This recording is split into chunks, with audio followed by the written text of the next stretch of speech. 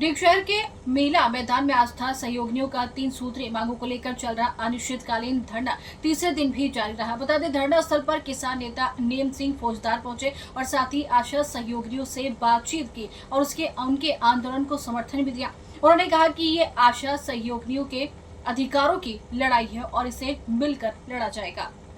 उन्होंने आश्वासन दिया कि जरूरत पड़ने पर सांसद का घेराव किया जाएगा। धरने को संबोधित करते हुए आशा सहयोगिनी सुनीता सिंहसिवाड़ ने कहा कि जब तक उनकी मांगें पूरी नहीं होंगी तब तक वे धरना स्थल से नहीं हटेंगी। इस दौरान आशा सहयोगिनियों ने राज्य सरकार के खिलाफ नारेबाजी करते हुए अपनी मांगों के समर्थन में आवाज बुलंद की। धरने पर बैठी आशा सहयोगिनियों ने कहा कि उनका आंदोलन तब तक जारी रहेगा जब तक सरकार उनकी मांगों पर काम नहीं करती, जब तक सरकार उनकी मांगों पर सकारात्मक निर्णय नहीं लेती। उन्होंने चेतावनी दी कि धरने के दौरान किसी भी प्रकार की अप्रिय स्थिति उत्पन्न होने पर उनकी जिम्मेदारी राज्य सरकार की होगी।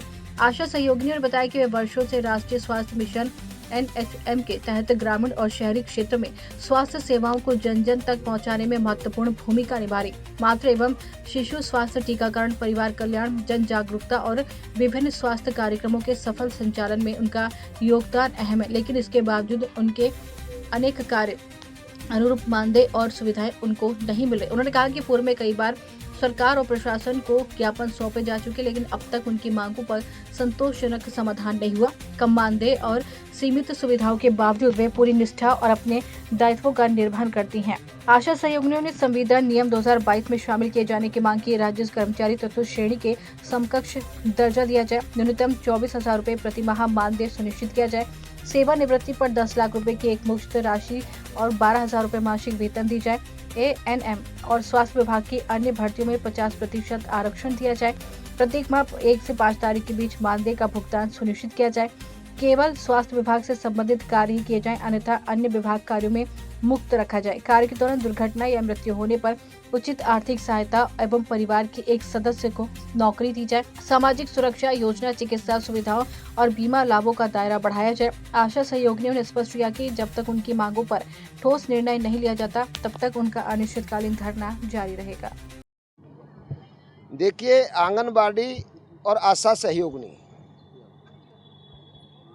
शायद 1 लाख का कर्मचारी जो काम नहीं करता वो काम ये बंधुआ मजदूर की तरह महिला होते हुए 24 घंटे काम करती हैं। इनका 2017 में भी आंदोलन हुआ और भरतपुर संभाग स्तर पर धरना चला था।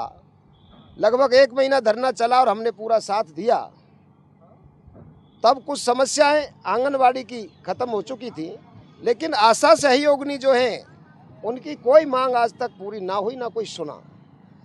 अब बड़े दुख की बात है, दुख के साथ कहना पड़ रहा है कि 2 महीने से एक नारी शक्ति, जो भारतीय जनता पार्टी नारी शक्ति और नारी सम्मान की बात करती है, नारी आरक्षण देती है, महिला आरक्षण की बात करते हैं, वो कहते हैं कि घर के छोरा कुआरे डोले पारोसी के फेरा।